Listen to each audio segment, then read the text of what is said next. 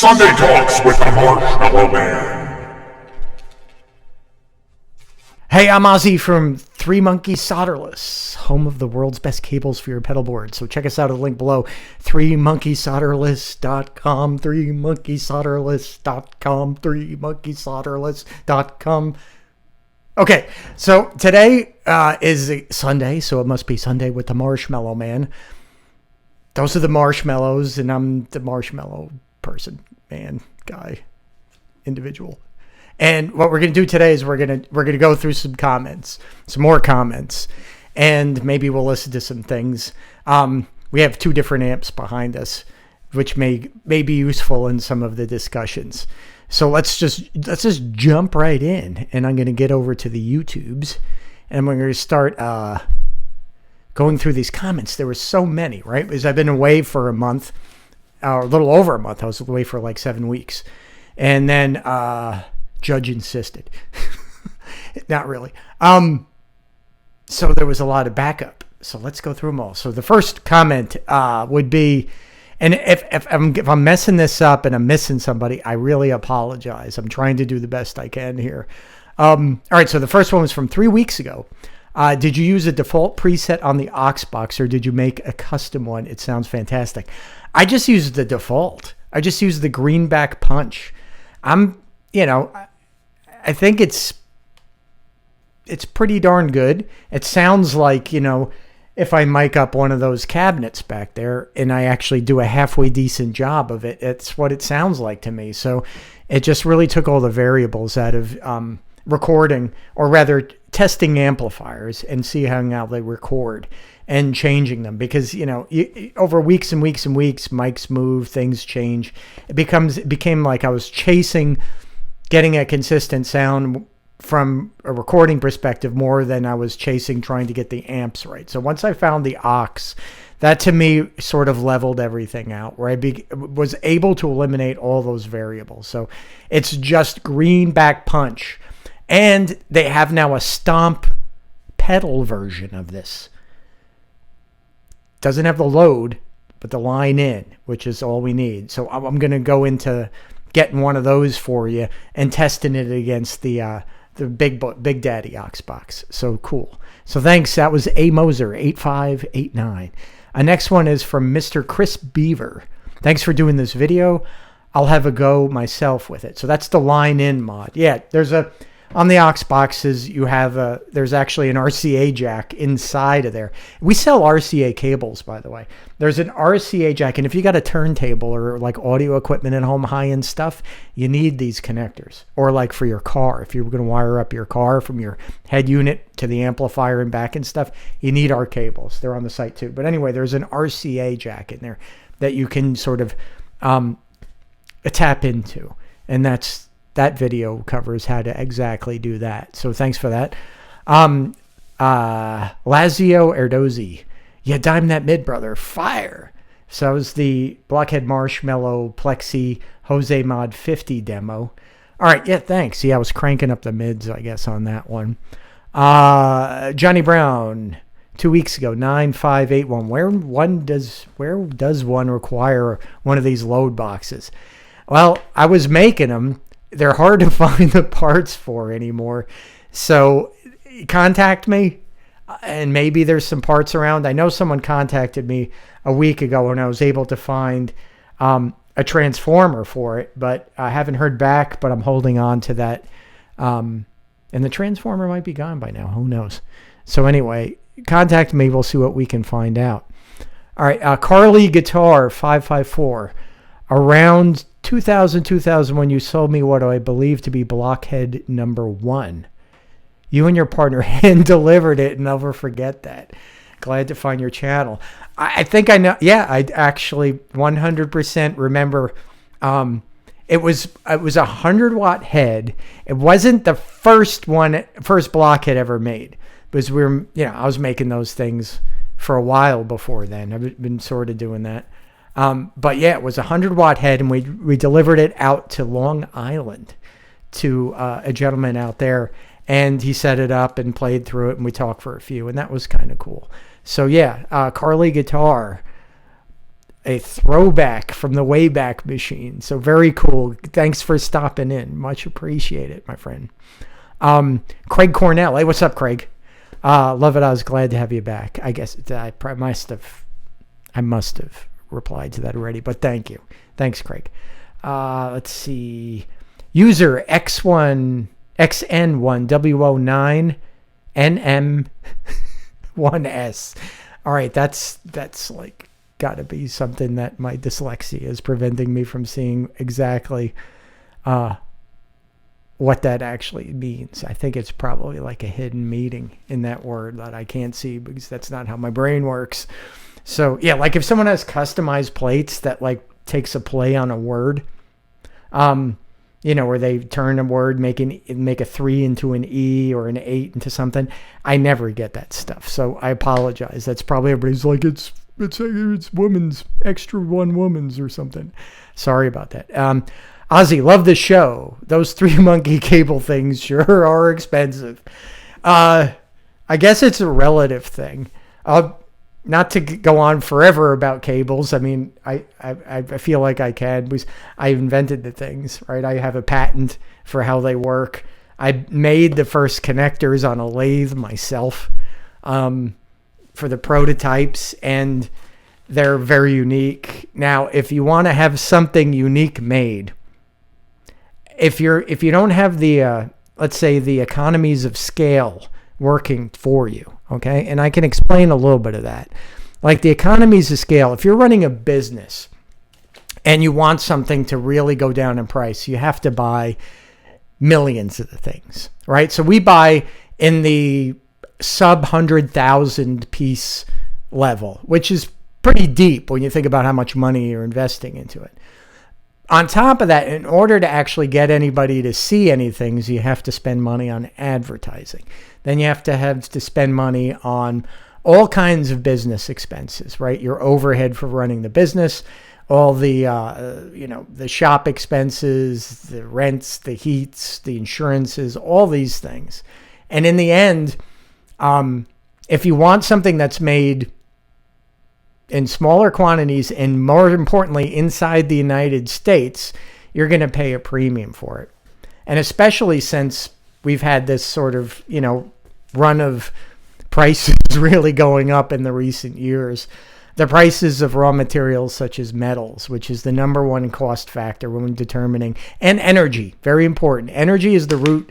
Energy is sort of like at the baseline of the economic sort of formula. If the energy costs go up, it sort of stacks. It's sort of like small numbers at the beginning of a multi, level equation. Small numbers at the beginning help get small numbers at the end. Big numbers at the beginning are very difficult to make it to small numbers in the end without doing drastic sort of changes. So, with the economies as they are, with inflation, the prices of raw material, energy, metals in particular have skyrocketed. So our price has more than tripled. So it doesn't make sense in business to sell something for less than what you can buy it for. So we're not making a ton of money on these things, I promise you. It would be nice if we did, and if we had the economies of scale. But I really wanted to make this because I thought it was unique and important and helpful to what I like to do.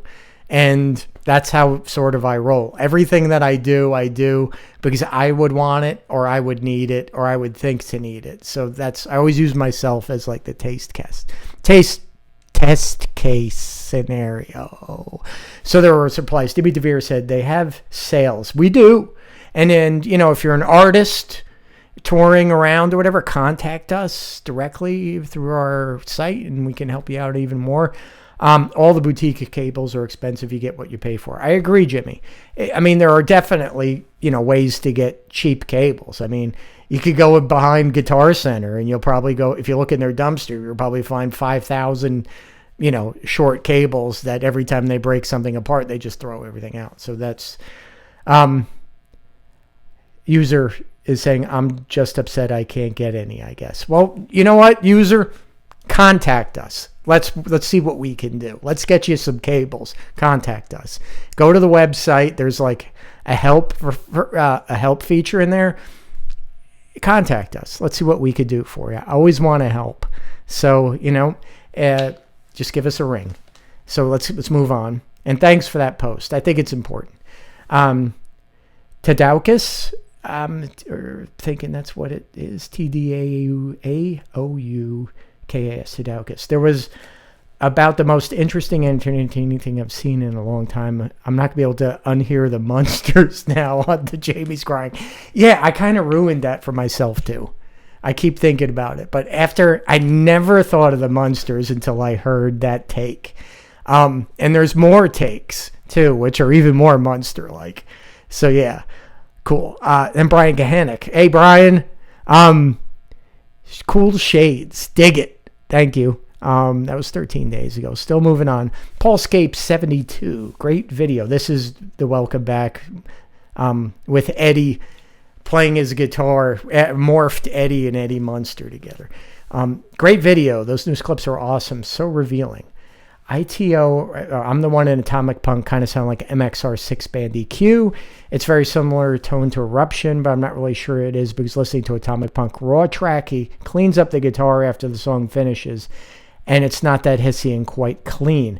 Apart from Eruption, he's always able to clean up his signal. That splat also sounds like his Attack, detuned half a step. Pickup height and the spank he gets from using single notes, alternating power chords, and rhythm playing. There's a lot of great information in there, Paul Scape. That's a great post there. I don't think that his sound, and I've always been trying to impress upon people the difference between compression and distortion, clipping, right? That clipping doesn't necessarily mean sustain. And there's a video I did a couple of months ago about this exact topic and the threshold of clipping, where it exists in terms of voltage level inside the amp by design determines where the clipping or distorted sound will start. And if an amplifier doesn't have a lot of compression where it can keep a big signal large for a long time, right? It will be able to duck below the clipping level more easily. It'll clean up faster, and smaller signals will not reach that threshold of clipping. So if you have a multiple gain stage amp, like this is a Jose modded amp, right? My Jose mod amp. If you have this, it's more difficult to get under the threshold of clipping because the stages begin to basically compress one to another, and when the signal rises, it stays up there longer. Whereas on like a normal Marshall plexi circuit, which has less stages sort of cascaded together, it can get up there, but then it goes below pretty quick. This one will also, smaller signals will tend to get higher above the level of clipping, whereas this one, smaller signals will stay below. So in that case, that informs us as to what kind of amplifier was being used on those albums. And to me, it's not about compression in the sense of putting a distortion unit or a lot of, stages of gain like the Jose amp. I don't think that was the case. I'm pretty sure I'm doing something close to what he was doing then with the Marshmallow, the 1 amp. And it's all about how it's running inside voltage-wise and then how it's being loaded. And that creates another level, or that creates a clipping threshold that is different than the stock amp, but it's not compressed to the point where it stays above that for a long time. So it has a tendency to get clean. Yeah, he was definitely always able to clean up his signal. Agreed. All right, so the splat sounds like his Attack. I think, it's in the definition of how we define splat, right? What does it mean to different people? So for me, the splat was more along the lines of the type of distortion that he was getting, that it was, very quick. It also had an element of like almost positive grid kind of cutoff to it, blocking distortion. It wasn't pleasing as, let's say, a Soldano might be, very smooth. It was more rough. But yeah, his Attack has a lot to do with combining with that, how he hit the strings, Detuned half a step. Yep, makes them very wobbly. A lot of energy to be displaced in a very short amount of time, right? For instance, physics would definitely dictate that a very tight string can hold longer than if you detune it all the way down to nothing, right? If you're down here, now it's dead, right? That's all there is to it. It doesn't hold. It dissipates all that energy like that, and then it's gone. So it's quick in its dissipation. It's loud, and then it goes away. So if you have something that's tuned up, very tense, very tight, it can hold, and it dissipates very slowly. Now, we could get into the physics of that, which are, like what types of waveforms take more energy to produce. And that is just the fact that low frequency waves take more power to produce. So the lower the frequency is, by lowering the pitch, the more power it takes, and it's going to dissipate quickly. So that's also going to contribute to how his dynamics are, right? Just from the physics of that particular phenomenon, it's going to dictate that his attack and his sustain is going to be affected by the string gauge and the tension to which they're sort of brought to. So these are great comments here, Paul. D2.5 step pickup height. Yep, where it is relative in the field, right? Because the pickup creates a field around the strings that the strings then modulate, so to speak, and then create the voltage that then goes into the amplifier. That is then sort of, created into the sound. And the spank he gets from using single notes and alternate power chords and rhythm playing. Very cool. Agreed. That was a good question. A lot of meat in there. We could go on for hours about just that too. Eddie Cruz. What's up, Eddie? Your suggestion about a clean boost makes sense to me. Splat from goosing the preamp, Variac compressing the output. Yeah, I mean, it could be. That there could be a time where he's going in and out, because I think there were some different songs, different levels of gain rather on these different songs. So some of those places, yeah, a clean boost always to me makes more sense than using a dedicated distortion box, because that in a sense is going to take over your sound. If you use a clean boost, the amplifier's character is going to be much more well maintained. So, yeah, thanks, Eddie.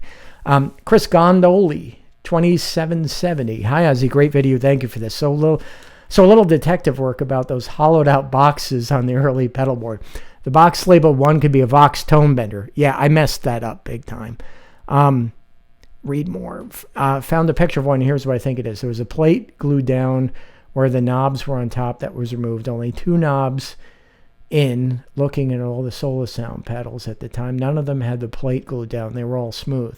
Must have had at least 3 knobs. The box label 2 looks like it could have been electro harmonics or maybe even a super fuzz, minus the large blue foot switch. Who knows? LOL. Thanks, Chris. Well, thanks for this. I'm going to go and take your ideas here, and I'm going to start looking at things based upon your observations. You've done some good homework there. So thanks, Chris. I'm gonna see if I can find out more and inform myself. You guys teach me a lot about all this stuff, so that's great. Next, Isaac Taylor 6997. That raspy phasey splat is something I've heard before. Marshall Super. I think we actually did this one. I think we addressed this one, but it had to do with oscillations as being a part of the quality of his distortion. And I agree that an oscillating signal can compete with a sound and make it decay in a way that's weird, because a parasitic oscillation will actually not help with making the amp gainy, but rather competes with the guitar signal for available current. And it's usually, if it's not oscillating to the point where you can't use it, like going, it's going to be in a high frequency above the threshold of hearing or above the threshold of the speakers that you're using. So you won't even hear that the amp is oscillating, but you'll notice that the amp doesn't sustain very much. It decays weird. And that's because at a certain point, the amplifier is going to, the oscillation, the parasitic feedback loop that is in there from bad wiring practices or whatever is going to compete with this guitar signal. And it's going to, at one point, overload it, and then it's going to be the dominant thing. And the guitar signal is going to fade away in a kind of like sound, like a splatty, kind of bubbly, crapping out kind of sound. So, I mean, it's possible that there was some oscillating going on in his amplifiers. All Marshalls do it to an extent. So, we'll take that into account. Ryan Flannery, glad you're back, Ossie. I think we did that, but thanks again, Ryan. Let's see. I think we did that one. I'm still looking here.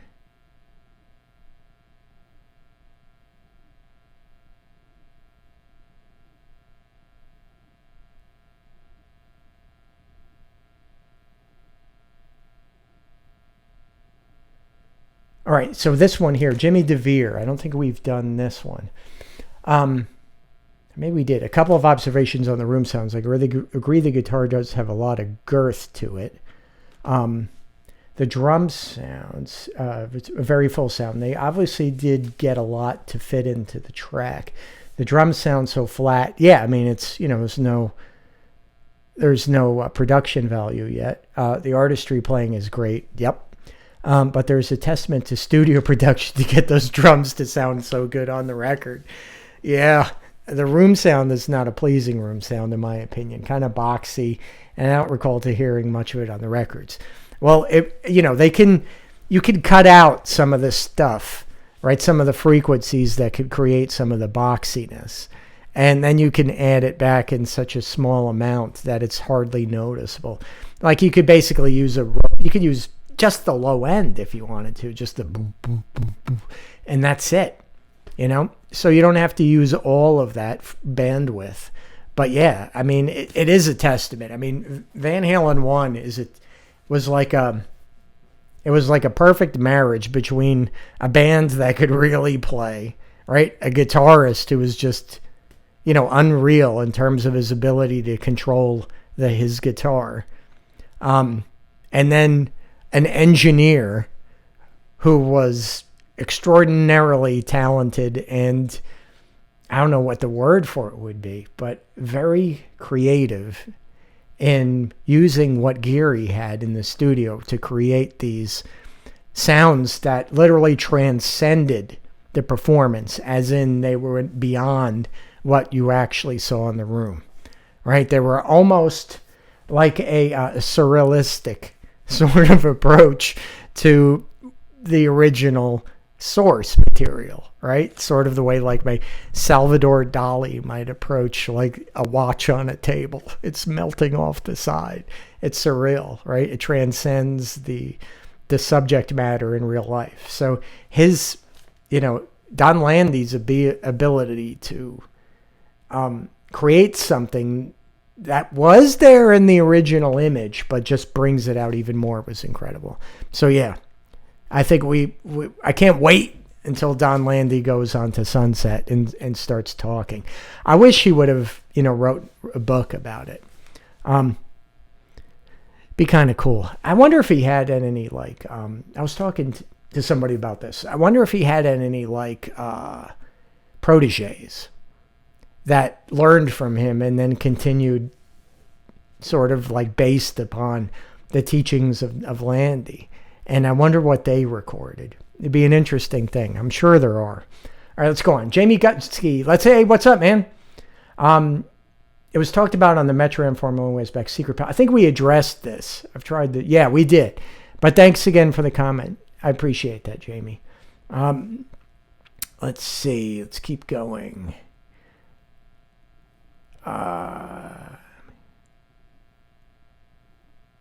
Tone Master General. Maybe they just raised the Variac raise the voltage on the Variac to get some added gain for those spots. So this is related to the question of the 3 levels of gain that I hear, or the different levels of gain I hear on that album. And yeah, I mean, think if you were to boost up the voltage, you're going to get those power tubes even hotter. So it could possibly have something to do with it. If you've got a Variac, I think that's sort of a cool thing to play with. It's not the be all and end all, but let's say if your amp is on the edge of just like destruction, turning it up, for a little bit is going to send it over the top. Turning it down will keep it safe. So there's something to be said for that. All right, let's keep going down. I think we've did that.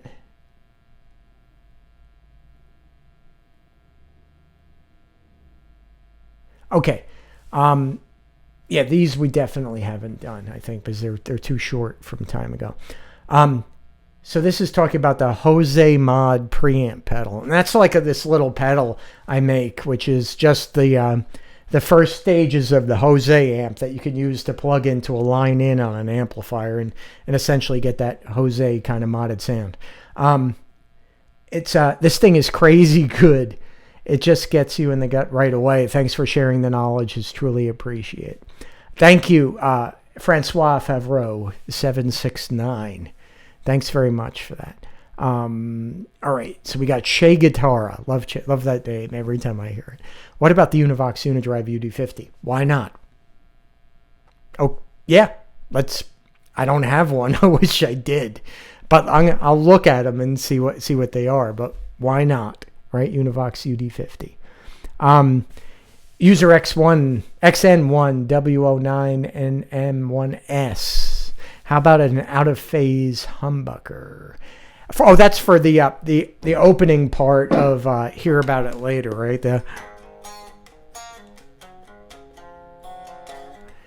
It could be. You could do like the split, like the coil split sort of thing,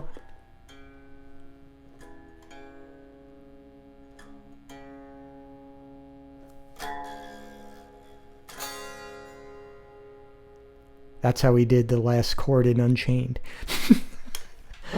Yes, definitely. Out of phase. We'll have to test that. I don't have a phase switch, but we'll test that. Buzzed Aldrink. What's up, Buzzed? If you experiment with a Telecaster, wire in the Bill Lawrence 5-way switch mod. It could give a very close strat in position 2 and 4 sound. Makes a Tele much more versatile. Good luck in your quest for tone, and thank you for your dude. Well, you're welcome, Buzz, and thanks for the comment, and thanks for that suggestion. I'm going to check it out. I mean, Bill Lawrence is definitely a heavy. So anything he came up with, you would do well to look at, right? You don't ignore what Bill Lawrence had in terms of contributions to everything. So we'll check that out. I do like Teles. I do have a Tele. My Tele right now has been keefed. It has a humbucker up front, but that can be changed around too. All right, let's go. Hex Rockstar. I didn't mean to say it, and he's replying back to a comment from last week, where I think we were talking about the MXR 6-band EQ. And, with Hex, I mean, I want to say again, I hope by all means you don't think I'm arguing with you. It's, we're all learning from each other, and I still believe that anything is possible in terms of what went on.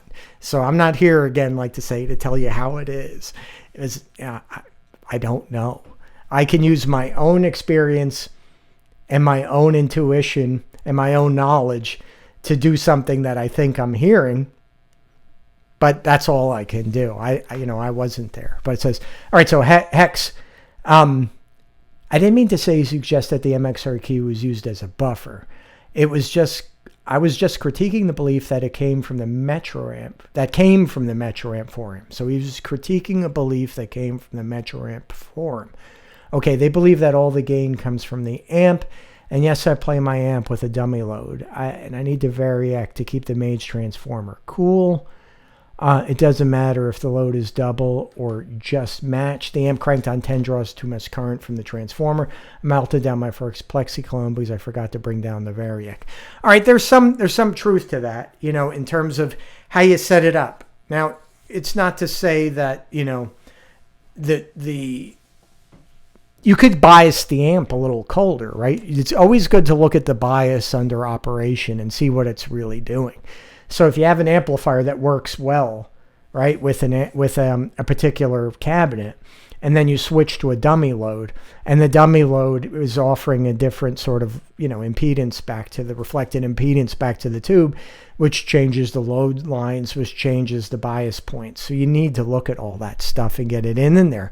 So if your amp is running too hot because of the reflected impedance dropping the load, in which case the amplifier is going to try to put out more wattage and get more current, you're turning down that Variac is going to lower that point as well. It's going to make the amplifier draw less current, or there'll be less current available rather for the amplifier to draw. It'll then run cooler and not blow up as much. So yes, there is truth in that for sure. I melted down my flex. Yeah, we did that. Also, my clone has tons of splat sound that I was not appreciating back then. So I tried to fight it by messing with the slope resistor in the tone stack. I could see that, without hearing the sort of polished product, you would want to get rid of that splat sound. But after hearing those scratch tracks, it's like, God, it's in there. It's just been sort of polished a little bit, but it's part of the sound, and that's what we're missing. That's why nothing is sounding right when we sort of like build amplifiers, because it's not malfunctioning that way. So yeah, so I didn't appreciate it as much either, or at all either, until hearing those scratch tracks. When you decrease the resistor value, the dip in the mids disappears, which is basically flattens the U curve in the tone controls. Then I realized I needed it for Van Halen and Steve Stevens, so I fully embrace it now. Yeah, so the slope resistor will have a lot to do with, where if you use like a P-Spice calculator, you could see all that. And the P-Spice like simulates tone controls and gives you a waveform. And you'll see the slope control, or the slope resistor rather, can affect that mid-range kind of dip in the frequency curve. So yeah, very observant, Hexo. There's also the Don Dokken solo album, Up From the Ashes, where some solos by Billy White have the splat all over them, just to turn of the mids away. Now, you were talking about how dropping the mids can emphasize that sort of splatty sound, right? That it can create more, let's say, make room for the part of the waveform where the splat sound lives, right? Because the waveform, however it is, a little peak there, a little ringing in the dip in the middle, the splat sound isn't going to be necessarily everywhere. It'll be somewhere. And if you can just isolate that, you're going to hear it more, right? So it doesn't necessarily create it so much as it reveals it. I'm gonna have to check out that Dokken album. I haven't heard it, so I'm gonna check that out later and see what it sounds like. It could be that when the microphone signal is produced and cleaned up, we hear more meow effect because it's no longer being buried by the other nasty upper overtones that were in the tracking. Yes, absolutely. That's I agree there. Perfect. Yeah. So Hexo, that was a great post there. Much appreciated that. Here's Jamie again, Jamie Gusky.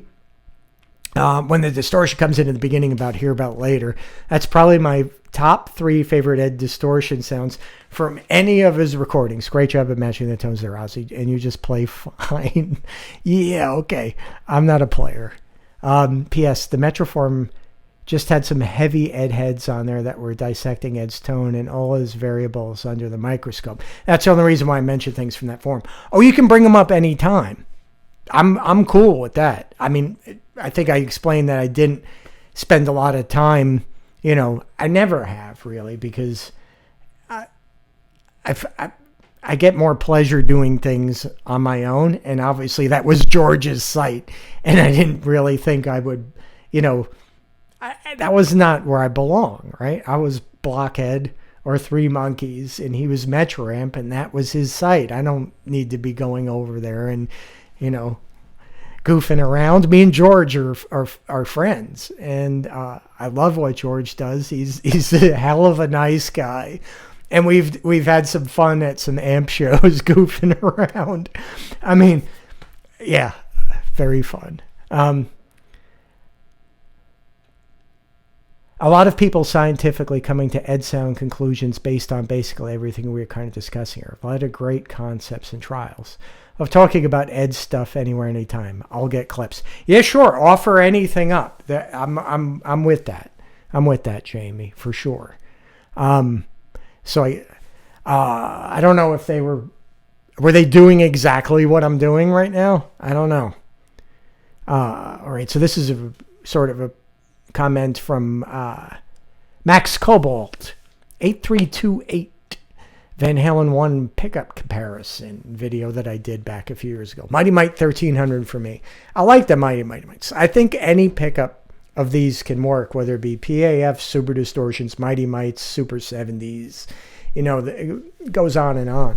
I think any of them can work, considering that all the other variables are adjusted. So yeah, for you, Mighty Mite at 1300. And then we all hear things differently or focus in on things. It's like, cloves. Some people like them, some people don't. All right. Tim O'Keefe. What's up, Tim? My money's on the ficus in the bomb. Okay. That would take too long. Yeah, I think so. There's definitely the ficus. Hi, what's the year of your amps? Thanks.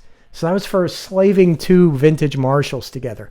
Oh, okay. So you can't see them, but they're behind there. But there's a 50 and a 100. The 50, I think they're both like 71s. So there you got that. Yeah, I think actually, no, the 50's a 71 or a 70, and the 100 is a 73. It's the last year that they did the hand wiring, so I think that makes it 73. They're all pretty much similar. All right, last one. How do I get one of these magic boxes? Replying to the e-box. Well, contact me and we'll see what we can do. That's from None McNobody. I think somebody must be a fan of Odysseus. All right, who's there? Nobody. Okay. So I think Jamie was talking about like the fair warning sounds, right? So, and we were talking about different types of clipping and distortion and things like that. So I have two amps here and we can listen to some stuff, right? So, let's start off with, and I'm going through the aux, right? I'm with the greenback punch. So I'm going to grab my guitar and we're going to listen to the differences, right? So this is the Marshmallow one head. So this is kind of, for the one sound, it's quicker in terms of the way the loading is what makes the distortion different than a standard super lead. Because it's a standard super lead circuit, but with different transformers in a different loading situation. So this.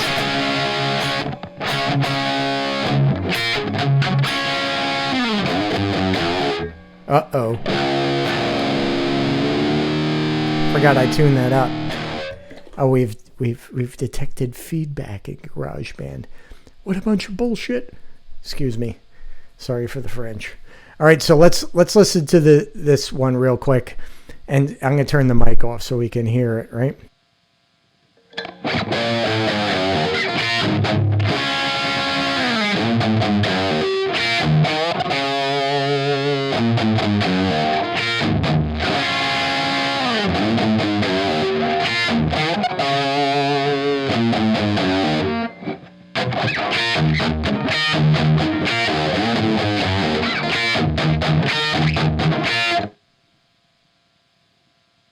Yeah, he was doing a version of that. So I'm going to go into the Jose.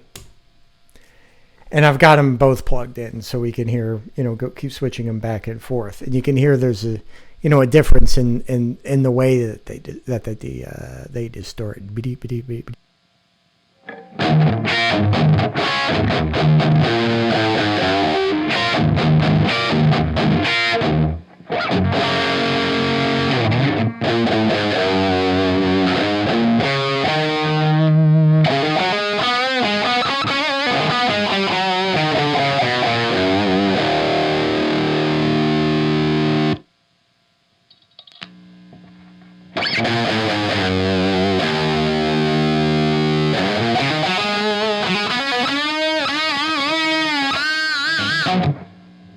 You can hear it more there, right? Like that kind of meowy, kind of swirly, swishy, splatty stuff. So let's listen to the differences in that between the two amps, right? The Jose versus sort of like the loaded Marshall.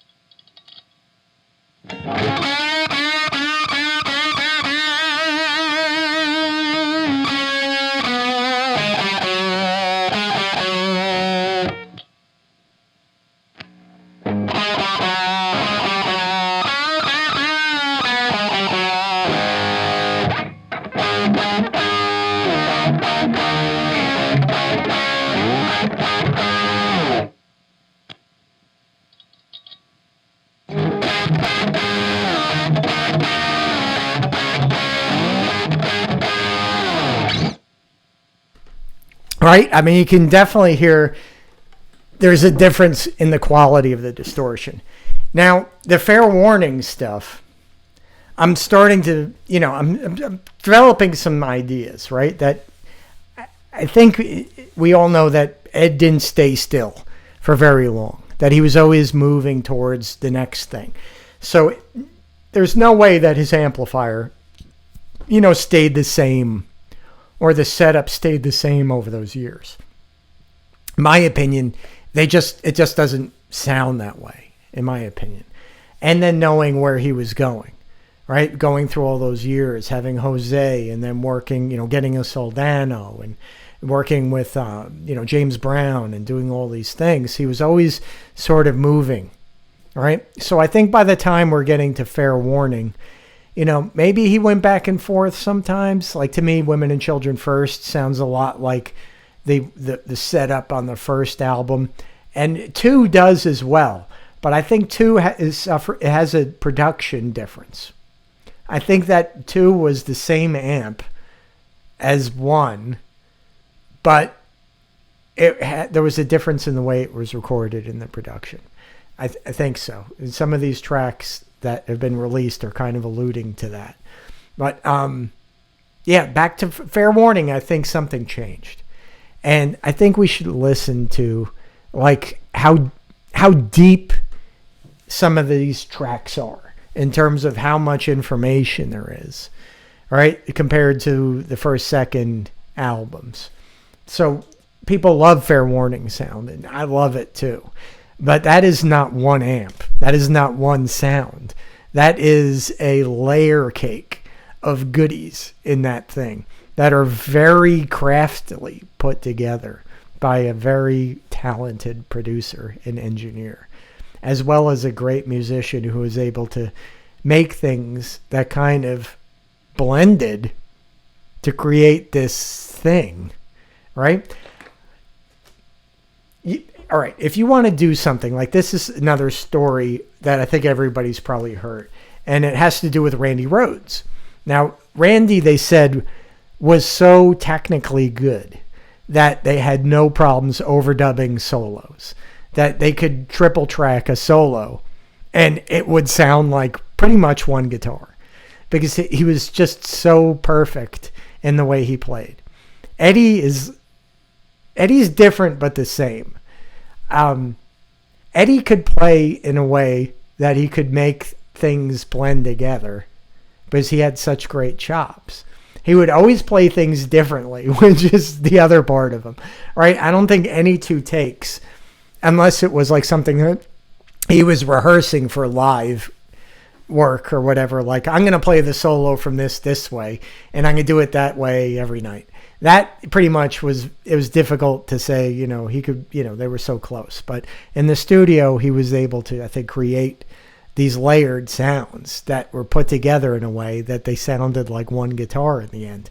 And then when they're put together with, you know, the mastering glue, so to speak, it's almost impossible to know what the hell is going on. So let's listen to this. This is Unchained. Some little weird thing that came out from these dumps of Ed stuff.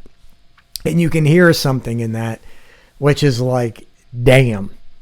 Now I'm sort of seeing how this guitar sound was created. But let's listen to this.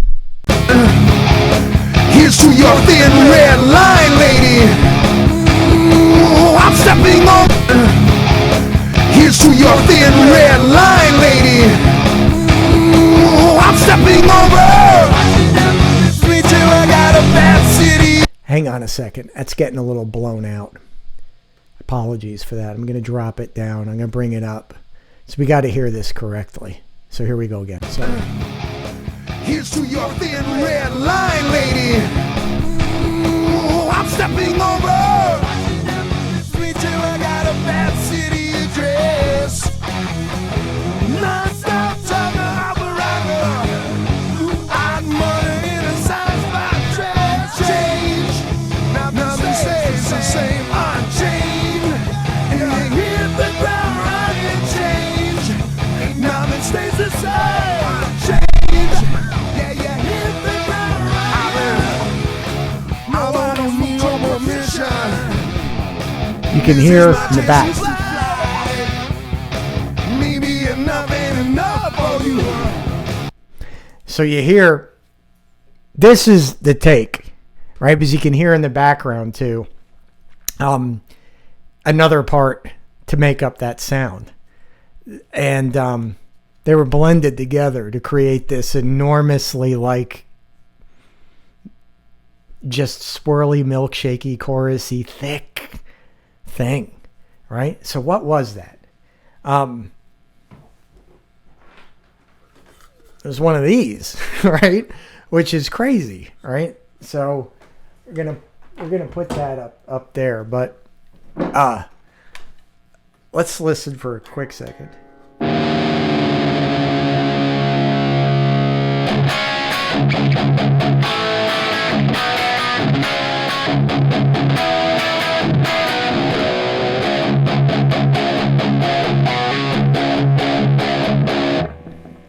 So, right, that's sort of in the area of where he's goofing around. Now, let's put this guy in.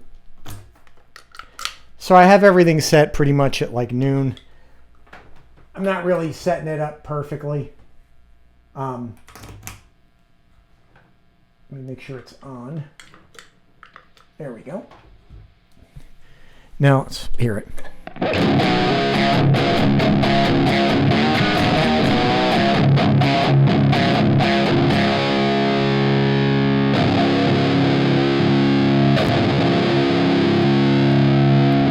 So that is mixed in with, you know, the whole...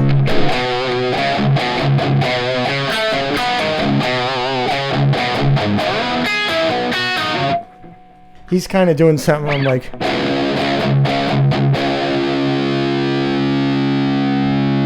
sure this is on. There we go.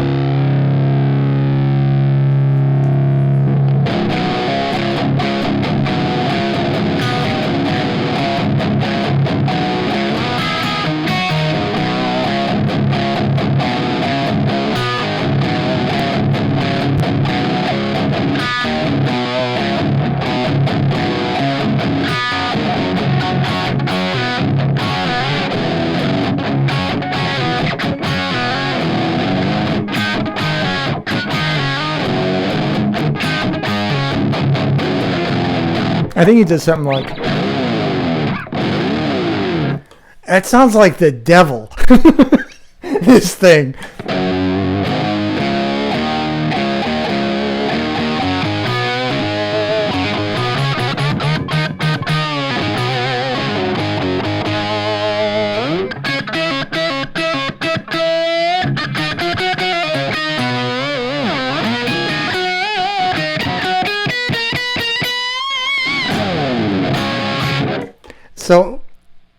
This is mixed in there, and then there's a harmonizer mixed in with that. So it was like a guitar, his pedal board that he put this Boss, octave OC2 on, and then in the studio they're harmonizing it and splitting it stereo. So let's listen to it one more time, so maybe you can hear it again to see what you think.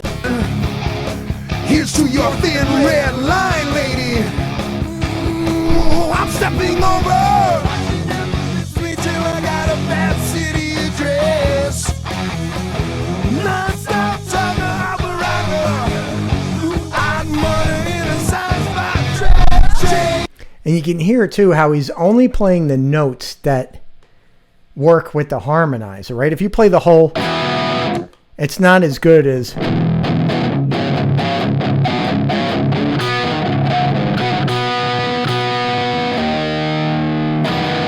Right? If you play the whole, it doesn't sound right.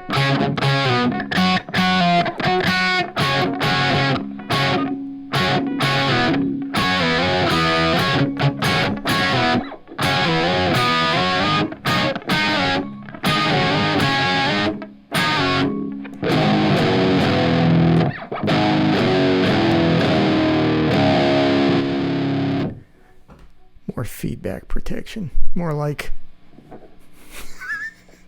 talent protection.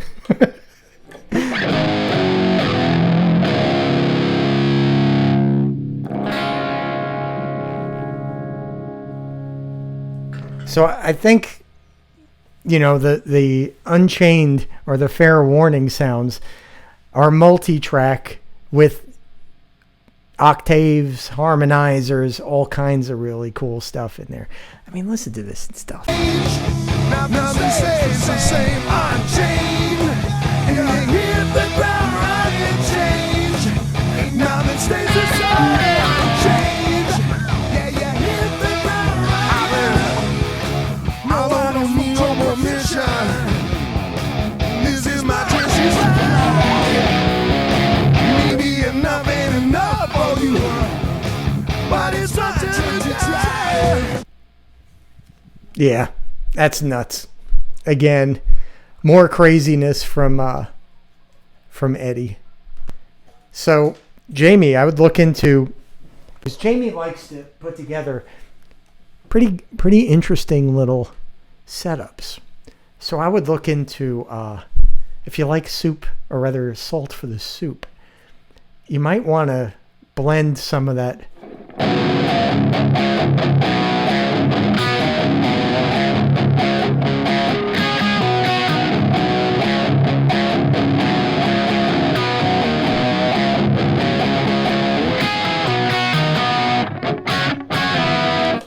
It might be fun to do, and they're pretty cheap. So yeah, so that's kind of cool. Oh, other thing too is, like, we were listening to Dirty Movies, right? And that gave some other interesting things I just thought were cool. So let's turn this thing off. But so, like, what was the pick? And I think it was like this. I think that's what was used on a lot of, well, at least Fair Warning, right? Because you hear him doing a lot of. Let me move the guitar up a little bit so you can see what's going on here, right?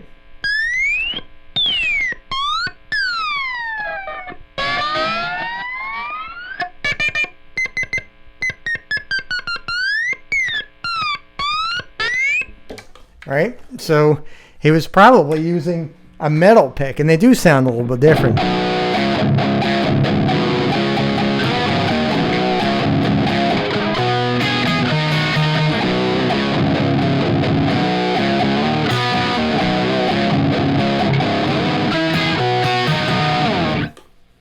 So get yourself a metal pick too and have fun with it. Big fat brass picky thing. So yeah, where are we at? We might be done.